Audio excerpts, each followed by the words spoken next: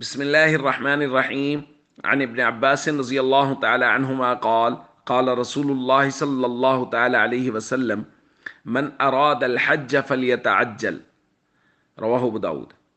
نبی کریم صلی اللہ علیہ وسلم نے ارشاد فرمایا، جو شخص حج کا ارادہ کرے اسے چاہیے کہ وہ جلدی کرے۔ دوستو، حج ایک مقدس فریضہ ہے اور نبی کریم صلی اللہ علیہ وسلم نے اس کی بہت تاکید بیان فرمائی ہے۔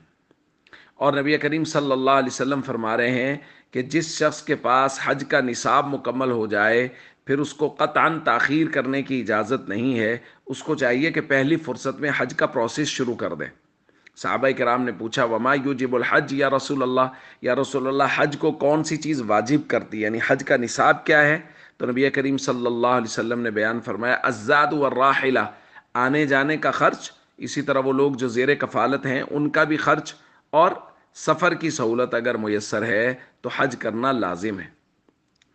دوستو، ہمارے یہاں دو طریقے سے حج ہوتا ہے، ایک سرکاری طور پہ حج ہوتا ہے اور ایک پرائیویٹ ہوتا ہے۔ سرکاری طور پہ ذرا سستا ہوتا ہے، پرائیویٹ ذرا مہنگا ہوتا ہے، لیکن خلاصہ یہ ہے کہ جس شخص کے پاس وسعت ہو، آنے جانے کا کرایہ مکمل ہو اور پیچھے جو لوگ رہ جائیں گے ان کا زاد سفر زاد راہ ہو، اپنا ہو، تو اس پر حج کرنا لازم ہے۔ تو جس کے پاس بھی وسعت ہو اور وہ حج کر سکے سرکاری طور پہ یا پرائیویٹ طور پہ، اس کو پہلی فرصت میں درخواست دینی چاہیے اور تیاری کرنی چاہیے کہ جب بھی اللہ کو منظور ہو فوراً نام نکل آئے اور حج کے لیے سفر ہو جائے۔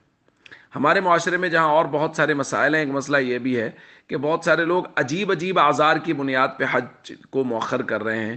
پوچھا، جی آپ کو ماشاءاللہ اللہ نے وسائل دیا، آپ حج پہ کیوں نہیں گئے؟ انہوں نے کہا، بس یار وہ ایک فیکٹری میں تھوڑی انویسٹمنٹ کر دی تو جو پیسے تھے وہ وہاں لگا دیے، اگلے سال دیکھ لیں گے۔ مطلب فیکٹری میں انویسٹمنٹ کرنے کے لیے حج کے پیسے وہاں لگا دیے، یا جو پیسے حج پہ لگانے چاہیے تھے، حج فرض تھا، فرض چھوڑ دیا، فیکٹری نہیں لگا لی۔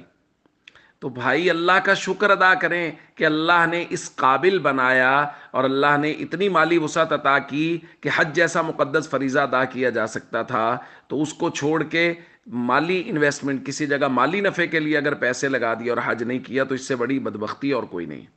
اس لیے ہم سب کو چاہیے جن کے پاس وسعت ہیں وہ پہلی فرصت میں ہی حج کی تیاری کریں اور درخواست وغیرہ دے دیں، اور جن کو نہیں ہے وہ دعائیں کرتے رہیں کہ اللہ تعالیٰ اپنے در کی حاضری سب کو نصیب فرمائے۔